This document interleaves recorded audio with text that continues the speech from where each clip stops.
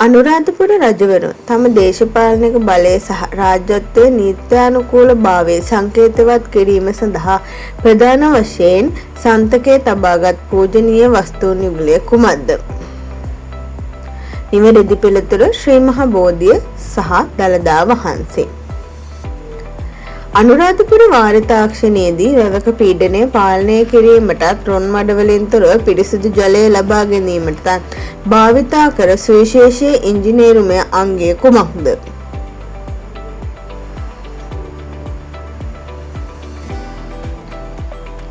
නිවැරදි පිළිතුර බිසෝ කොටුව.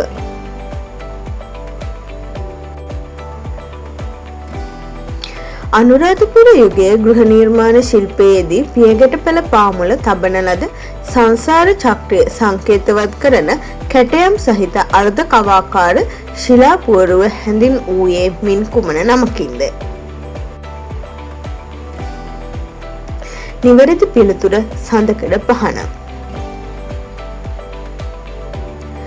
අනුරාධපුර යුගයේ මූර්ති කලාවේ සංසුන් භාවනා යෝගී ස්වභාවය විදහා දක්වන විශිෂ්ටතම උදාහරණයක් ලෙස සැලකෙන්නේ කුමන නිර්මාණයද?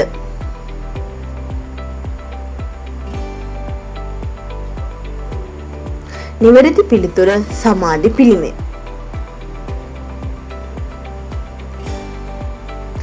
මිහිඳු මාහිමියන් විසින් ලක්දිවට බුදුදහම හඳුන්වා දීමෙන් පසු අනුරාධපුර රාජධානියේ සංස්කෘතික හා දේශපාලන වෙනසක් ඇති කළ පළමු පූජනීය ස්තූපය ලෙස සැලකෙන්නේ මින් කුමක්ද?